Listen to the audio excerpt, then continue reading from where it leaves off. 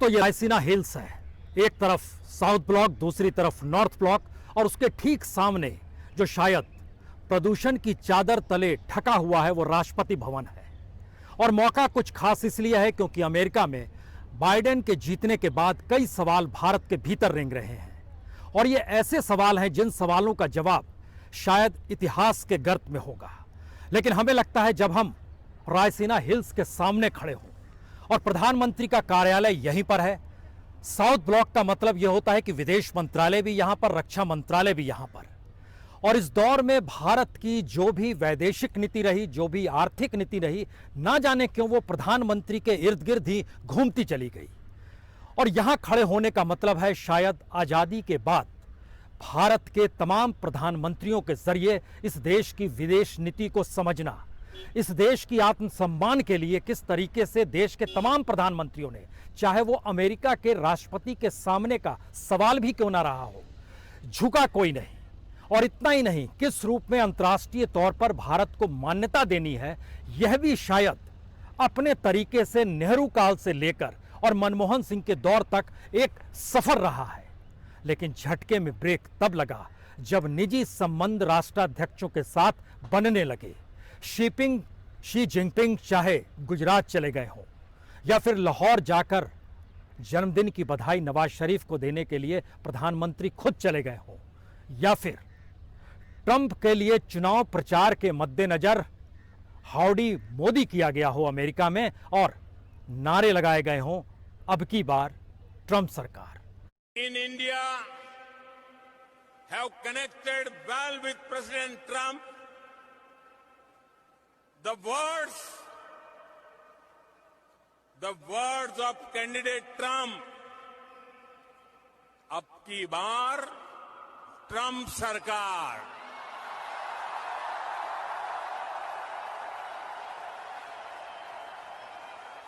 तो क्या यह माना जाए कि भारत की विदेश नीति मौजूदा वक्त में एक नाजुक मोड़ पर है, और खास तौर से चाइना की आर्थिक परिस्थितियां, खास तौर से कश्मीर का सवाल, खास तौर से एनआरसी और सीएए का सवाल, ये सारे सवाल ऐसे हैं जो अंतर्राष्ट्रीय तौर पर लगातार गूंजते रहे हैं। और जब इन परिस्थितियों को देखते हैं तो यहां से कुछ ऐसे सवाल निकले हैं, और हम आपको दिखला दें कि एक तरफ पार्लियामेंट भी है।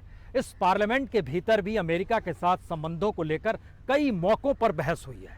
हमें लगता है कि आज उन दस्तावेजों के साथ जब हम आपके साथ जुड़े हैं तो जिन बातों का जिक्र करना चाहते हैं आज उसे आप ध्यान से सुनिएगा।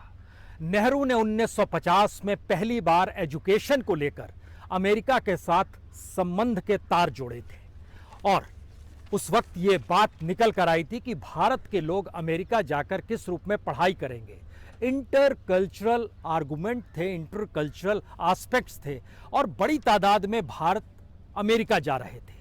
लेकिन 1965 का पाकिस्तान के खिलाफ युद्ध जो हुआ, उस युद्ध के वक्त अमेरिका ने पाकिस्तान का ही साथ दिया था और भारत के ऊपर पाबंदी लगा दी थी कि वो किसी भी हालत में अनाज सप्लाई नहीं करेगा। उस वक्त देश के प्रधानमंत्री लाल बहादुर शास्त्री इसी पीएमओ में, यहीं पर वो पीएमओ था जहां से उन्होंने दस्तावेज को साइन किया था, और उन्होंने कहा था कि भारत अमेरिका के सामने नहीं झुकेगा।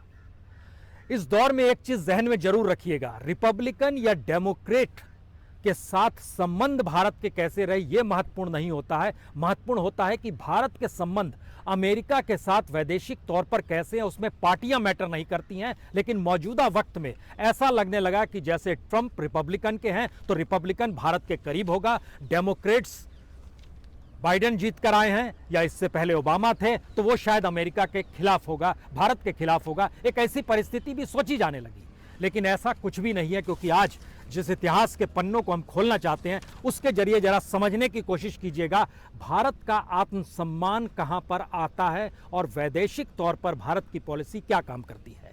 1965 जब इंडो पाक वार शुरू हुआ, भारत में अनाज का संकट था और अमेरिका ने कहा कि अनाज तो देंगे लेकिन कुछ शर्त रख दी, और उस वक्त लाल बहादुर शास्त्री ने जो भाषण दिया था, और इस भाषण की कॉपी यहीं से निकली थी और उसका जिक्र पार्लियामेंट में भी हुआ था, और जिन बातों का जिक्र किया था उन्होंने कहा था कि हम भारत का स्वाभिमान बनाए रखने के लिए देश के पास उपलब्ध अनाज से ही काम चलाएंगे। हम किसी भी देश के आगे हाथ नहीं फैला सकते। यदि हमने किसी देश द्वारा अनाज देने की पेशकश स्वीकार की तो यह देश के स्वाभिमान पर गहरी चोट होगी। इसीलिए देशवासियों को सप्ताह में एक वक्त का उपवास करना चाहिए। इससे देश में इतना अनाज बच जाएगा कि अगली फसल आने तक अनाज की उपलब्धता बरकरार रहेगी। लाल बहादुर शास्त्री ने उस वक्त जो नारा दिया था, पेट पर रस्सी बांधो, साग सब्जी ज्यादा खाओ, सप्ताह में एक दिन उपवास करो, देश को अपना मान दो। 1966 इंदिरा गांधी का आगमन होता है और इंदिरा गांधी जब अमेरिकी यात्रा पे गई तो इस अनाज को रोकने को लेकर देश के भीतर में अमेरिका के खिलाफ वातावरण बना हुआ था। लेकिन जिस एजुकेशन को नेहरू ने अपने तौर पर इंप्लीमेंट किया था, जिसको इंडो यूएस एजुकेशन फाउंडेशन कहते हैं, जो 1950 में बना था, 1966 में उस पर हस्ताक्षर होने थे। इंदिरा गांधी ने बहुत साफ तौर पर कह दिया, भारत में विरोध हो रहा है, मैं हस्ताक्षर नहीं करूंगी। और इतना ही नहीं, उस वक्त treaty on the non proliferation of nuclear weapon यानी एनपीटी को लेकर जो हस्ताक्षर होने थे वह भी इंदिरा गांधी ने नहीं किए। और फिर याद कीजिए 1971 का वार, उस वक्त अमेरिका फिर से अपने 7वें वेड़े को भेज चुका था, लेकिन इंदिरा गांधी घबराई नहीं और अंतर्राष्ट्रीय मीडिया को दिए गए इंटरव्यू में, जो इंटरव्यू यहीं पर लिया गया था, उस इंटरव्यू में बहुत साफ तौर पर इंदिरा गांधी ने कहा, हम अपनी संप्रभुता को किसी भी हालत में आंच आने नहीं देंगे, चाहे अमेरिका हमारे दरवाजे पर आकर खड़ा भी क्यों ना हो जाए। इसका मतलब है कि देश के लिए, इसका मतलब है कि देश को मजबूत कैसे बनाना है, इस बात का हम आपसे जिक्र कर रहे हैं। लेकिन इस सफर में जब आप आगे बढ़ेंगे और तमाम परिस्थितियों के साथ मौजूदा वक्त में आएंगे तो एक सवाल आपके भीतर होगा।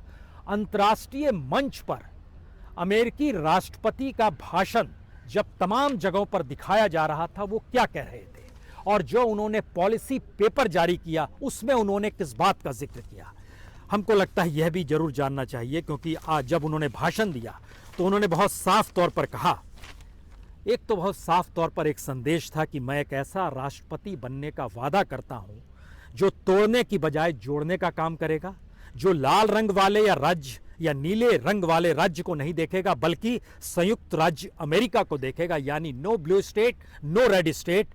वो अमेरिका का राष्ट्रपति होगा, किसी पार्टी का राष्ट्रपति नहीं होगा। इस संदेश के मतलब क्या है? इस संदेश का मतलब है कि ट्रंप ने स्थिति नाजुक कर दी। यकीन जानिए, अमेरिका की रीढ़ टूट गई है और अमेरिका अब उस रीढ़ को मजबूत करना चाहता है बाइडेन और कमला हैरिस के जरिए, और इसके भाषणों में इनको नजर आया है। अब आइए उस पॉलिसी पेपर पे जिसमें भारत का जिक्र है। वो पॉलिसी पेपर बहुत साफ तौर पर भारत को लेकर कुछ सवाल खड़े करता है। अपने पॉलिसी पेपर में मानवाधिकार को लेकर चिंता कश्मीर सीएए और आरसीए को लेकर बहुत साफ तौर पर बाइडेन ने दिखलाई है, जताई है। डेमोक्रेट्स का पेपर इस बात का गवाह है। उन्होंने अपने भाषण में कहा, भारत में धर्मनिरपेक्षता और बहुनस्ली के साथ साथ बहुधार्मिक लोकतंत्र की पुरानी परंपरा है। ऐसे में सरकार के ये फैसले बिल्कुल ही उलट है। ये जिक्र सीएए और एनआरसी का हो रहा था।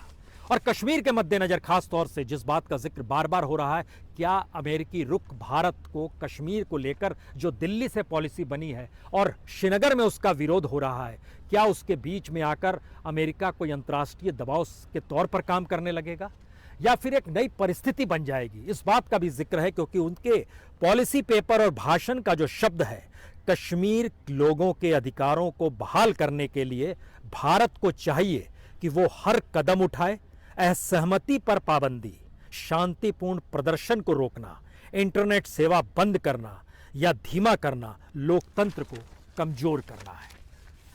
इसमें कोई दो मत नहीं है कि भारत और अमेरिका के संबंध इस दौर में व्यापारिक दृष्टि से भी प्रगाढ़ हुए हैं। इसमें भी कोई दो मत नहीं है कि दो नेताओं के रिश्ते बहुत शानदार हैं। मोदी और ट्रंप के रिश्ते बहुत शानदार रहे हैं।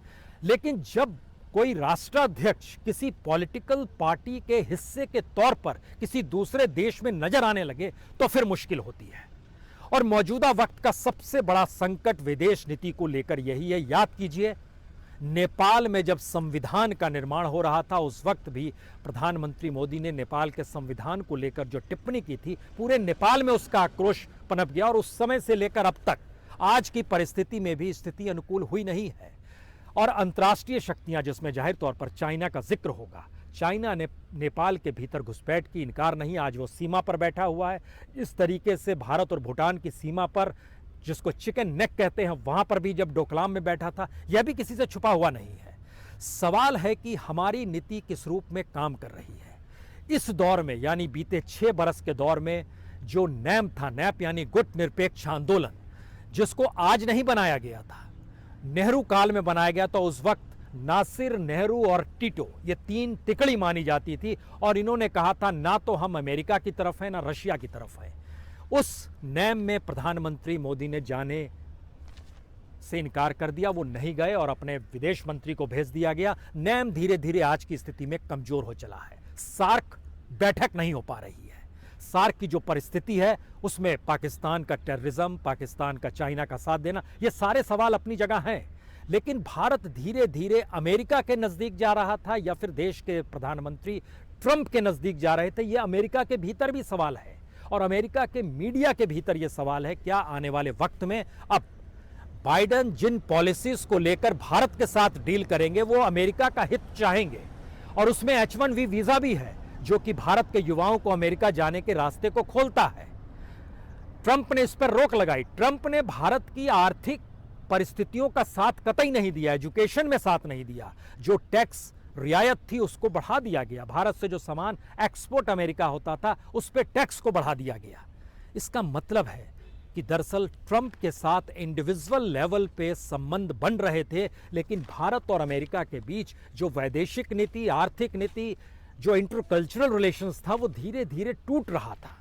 और यही वो परिस्थितियां हैं जहां पर चीजें आकर खड़ी होती है कि क्या वाकई भारत के प्रधानमंत्री ने एक बड़ी गलती तो नहीं की। क्योंकि याद कीजिए 2016 में जब अमेरिका में चुनाव हो रहा था और ट्रंप जीत रहे थे, तब ट्रंप पे यह आरोप लगा था कि वो रशिया का साथ ले रहे हैं, और खुले तौर पर उन्होंने अपनी बहस में माना भी था। लेकिन पुतिन कतराते रहे, नहीं बोलते रहे, कोई इनकार किया उन्होंने कि हमारा कोई भी संबंध अमेरिकी चुनाव से है। जापान हो, जर्मनी हो, ब्रिटेन हो, इन सभी ने अपने अपने तौर पर अमेरिकी इलेक्शन के भीतर कभी भी कोई हस्तक्षेप करने की कोशिश नहीं की। लेकिन हाउडी रॉडी के जरिए प्रधानमंत्री मोदी ने अब की बार ट्रंप सरकार तक का नारा अमेरिकी जमीन पर लगाया। तो क्या भारत एक रिपब्लिकन पार्टी के कैंडिडेट के करीब आकर खड़ा है या फिर भारत के प्रधानमंत्री ही सिर्फ खड़े थे? यह एक सवाल अंतर्राष्ट्रीय तौर पर अब बहस हो रही है, इस पर चर्चा हो रही है।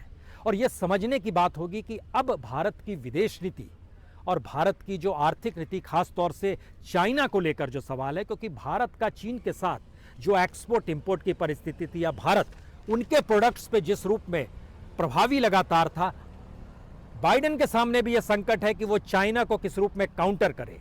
और बड़ी तेजी से चीजें डेवलप हो रही है। 2 कमेटी बना दी गई। एक कमेटी खास तौर से कोविड को लेकर बनाई गई अमेरिका में, तुरंत आते ही जो मंडे से काम करना शुरू कर देगी। और उसके बाद इकोनॉमिस्टों को लेकर और वर्ल्ड बैंक और IMF की पॉलिसीज को लेकर अमेरिका ने काम करना शुरू कर दिया है कि चाइनीज एक्सपोर्ट जो अमेरिका में हो रहा है उसमें किस तरह से कटौती हो और अमेरिका किस रूप में अपने आप को मैन्युफैक्चरिंग में डेवलप कर सके। लेकिन यह सवाल जब भारत घूम कर आता है तो भारत ने रास्ते बंद किए हैं, लेकिन नए रास्ते जो खोले हैं उन रास्तों से कोई डिविडेंड मिला नहीं है, कोई लाभ मिला नहीं है। मैन्युफैक्चरिंग का क्षेत्र हो या भारत की आत्मनिर्भरता के नारे के तहत जुड़े हुए जो भी कोर सेक्टर है, आज की स्थिति में कोई अपने पैर पर खड़ा नहीं है। सबकी प्रोडक्टिविटी जो है वो नेगेटिव में है, माइनस में जा रही है। हमारी GDP दुनिया में सबसे कम स्थिति में आ गई, जो इस दौर में -23 तक पहुंच गई। और 2021 फाइनेंशियल ईयर में माना जा रहा है कि GDP -10% से ज्यादा नीचे रहेगी। इसके मतलब क्या है? इसके मतलब है कि अब भारत को अंतर्राष्ट्रीय मंच पर अपनी मौजूदगी को दर्ज कराने के लिए अपनी ताकत का एहसास कराना होगा। सिर्फ भाषण देने से काम नहीं चलेगा कि 130 करोड़ लोग और हमारे रिश्ते बहुत नज़दीक के हैं, जो शी जिनपिंग के साथ थे, जो नवाज शरीफ के साथ थे, जो ट्रंप के साथ थे, ये सारी बातों के जिक्र करने से काम नहीं चलेगा। हमें अपने तौर पर अपनी इकोनॉमिक पॉलिसी को और फॉरेन पॉलिसी को इस रूप में नए तरीके से डिफाइन भी करना होगा और शायद डेवलप भी करना होगा, क्योंकि जिन सवालों की गूंज लगातार आज़ादी के बाद से इस साउथ ब्लॉक में होती रही है और ये यहाँ से जो नीतियाँ बनती रही और जिसको लेकर चर्चा हमारे इस तरफ जो पार्लियामेंट है इस तरफ पार्लियामेंट को देखिए तो इस पार्लियामेंट के भीतर भी कई बार भारत की विदेश नीति को लेकर सवाल उठे हैं। चाइना वार के समय नेहरू को इसी जगह पर घेरा गया था और राम मनोहर लोहिया ने पहली बार सवाल खड़ा किया था कि आप कर क्या रहे थे। 1965 के वार के बाद में इसी पार्लियामेंट में पीठ ठोकी गई थी लाल बहादुर शास्त्री की। 1971 बांग्लादेश के वक्त यहां से जब इंदिरा गांधी निकलकर यहां से पैदल ही वो रवाना हो गई थी पार्लियामेंट के भीतर में, जब बांग्लादेश का निर्माण हो गया था और अंतर्राष्ट्रीय मानचित्र पर भारत ने एक जीत हासिल की थी और अमेरिका विरोध के बाद की थी। मिसेस गांधी यहां से निकली थी और पैदल वहां तक गई थी, गाड़ियां उनके पीछे चल रही थी। वो दृश्य आज भी कोई नहीं भूला होगा। यह ताकत थी देश के प्रधानमंत्री की, जो अंतर्राष्ट्रीय तौर पर दुनिया को दिखलाती थी कि हमारी मौजूदगी का मतलब क्या होता है।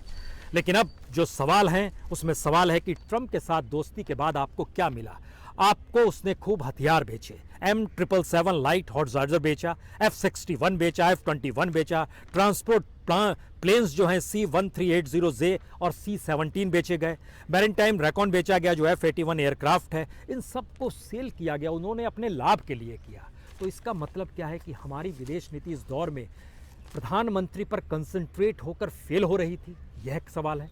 दूसरा सवाल है, अगर प्रधानमंत्री के इर्द गिर्द ही सारी पॉलिसीज देश की चल रही थी तो क्या अब उसे बदलने की जरूरत है। और इस देश को इस वक्त में जब पूरी दुनिया के भीतर में संकट है और भारत के सामने संकट है, तो जिस स्टेट्समैन की जरूरत है, अमेरिकी राष्ट्रपति कह रहा है हम black state, white state, blue state में हमको मत बांटिए, हम अमेरिकन प्रेसिडेंट हैं, हम डेमोक्रेट्स के रिपब्लिक प्रेसिडेंट नहीं है, इस बात का वो जिक्र कर रहे हैं। इसका मतलब बहुत साफ है कि अब उन्हें इस बात का एहसास है कि अंतर्राष्ट्रीय तौर पर चीजें जिस रूप में डेवलप होंगी। और खास तौर से एक आखिरी सवाल, इतनी बड़ी तादाद में भारत के स्टूडेंट्स दुनिया भर के देशों में जाते हैं, उसमें सबसे ज्यादा तादाद 1950 में जब नेहरू ने संबंध बनाए थे, उस समय ट्रूमैन हुआ करते थे अमेरिकी राष्ट्रपति, उनके साथ जब संबंध बनाए थे तो भारतीय स्टूडेंट्स की आवाजाही शुरू हुई थी। अमेरिकी डाटा बतलाता है कि दुनिया में चाइना के बाद भारत ही वो देश है जहां से सबसे ज़्यादा छात्र पढ़ने दुनिया में जाते हैं और अमेरिका में भी जाते हैं। और जानकर हैरत होगी कि अमेरिका में जाने वाले छात्रों की संख्या में 52% अगर चाइनीज़ है तो 34% इंडिया है। चाइना 34% है और इंडिया 18% है, दोनों मिलाइएगा तो 52% इन्हीं दोनों देशों के हिस्से में आता है। और टोटल फॉरेन स्टूडेंट्स की तादाद जो है वह तकरीबन 11 लाख है, जो पिछले साल का डाटा हम आपको बतला रहे हैं। और जो अंडर ग्रेजुएट का प्रोग्राम है उसमें लगभग 30,000 बच्चे जाते हैं, ग्रेजुएट प्रोग्राम में 90,000 बच्चे जाते हैं, जो अदर प्रैक्टिकल ट्रेनिंग है उसमें 85,000 बच्चे जाते हैं। इन्हीं के साथ HB1 वीज़ा जुड़ा हुआ है। और अमेरिका भी जानता है कि दरअसल अलग अलग तरीके से जितने लोग अप्लाई करते हैं उसमें अमेरिका की कमाई अंतर्राष्ट्रीय छात्रों से तकरीबन $44 बिलियन की होती है। बाइडेन इस रोक को हटा देंगे। सवाल है वो अपने देश की इकोनॉमी देखेंगे और अपने देश के संबंधों को देखेंगे। और भारत के सामने नया सवाल ये है कि जिन इश्यूज पर वो एक पॉलिटिकल पार्टी के तहत आगे बढ़ गई, चाहे वो CA का सवाल हो, NRC का सवाल हो, कश्मीर को लेकर भी जो उलझने नई देश के भीतर में सवाल है, और इन सारे मुद्दों के मद्देनज़र भारत को जिस रूप में अंतर्राष्ट्रीय मंच पर देखा जाता है वह हिंदू, मुस्लिम, सिख, ईसाई, अलग अलग धर्म, अलग अलग जाति, सबों का समावेश, इस विविधता को माना जाता है। और शायद बाइडेन की जीत भारत के लिए एक चेतावनी भी है कि आने वाले वक्त में भारत की पॉलिसीज कम से कम इस रूप में नहीं, एक व्यक्ति के इर्द गिर्द नहीं होनी चाहिए और अंतर्राष्ट्रीय राष्ट्राध्यक्षों के साथ निजी संबंध कतई नहीं होने चाहिए। और उस देश की अपनी पॉलिटिकल सिस्टम के भीतर में भारत की हिस्सेदारी कम से कम वैदेशिक नीति के तहत होनी चाहिए, व्यक्ति विशेष के तहत नहीं होनी चाहिए। 3 बातें खुलकर आने वाले वक्त में साफ नजर आएगी, मानवाधिकार का सवाल, पर्यावरण का सवाल और भारत की बदलती विदेश नीति का सवाल। पर्यावरण का सवाल पेरिस समझौते से जुड़ा हुआ है, बाइडेन उसमें साथ खड़े होंगे, लेकिन भारत के ऊपर जो आरोप ट्रंप ने अपने तौर पर लगाए, बाइडेन क्या उससे भारत को मुक्ति दिला देंगे। टैक्स को लेकर जो बर्डन्स भारत पे बढ़ाए गए, क्या बाइडेन उससे मुक्ति दिला देंगे। और अंतर्राष्ट्रीय तौर पर भारत जिस तरीके से चीज़ों को डेवलप कर रहा है, डेमोक्रेट्स या बाइडेन अपने तौर पर, खास तौर से जो अरब वर्ल्ड है उसके साथ भी उनके ताल्लुकात अच्छे होंगे, चाहे वो ईरान हो या सऊदी अरब हो। ये एक फैक्ट है। पाकिस्तान को लेकर भी उनकी पॉलिसी लिबरल पॉलिसी रहेगी, इससे इनकार नहीं किया जा सकता है। ऐसे में भारत को कौन सी पॉलिसी अपनानी है, मेरे ख्याल से ये शायद आने वाले वक्त में पॉलिसीज यहीं से निकलेगी। साउथ ब्लॉक यहीं पर है, प्रधानमंत्री ऑफिस यहीं पर है, देश के रक्षा मंत्रालय यहीं पर है, यहीं से वो पॉलिसी निकलेगी और जिसके जरिए इंतजार करना होगा कि अब संबंधों के नए तार अमेरिका के साथ किस रूप में जुड़ेंगे, जो भारत और अमेरिका की परिस्थितियों को प्रगाढ़ बनाएंगे। उसमें यह मैटर नहीं करता है कि आज ये प्रधानमंत्री है, कल वो प्रधानमंत्री है, परसों कोई और रहेगा। ये मैटर नहीं करता है, पॉलिसी देश की होती है। बहुत बहुत शुक्रिया।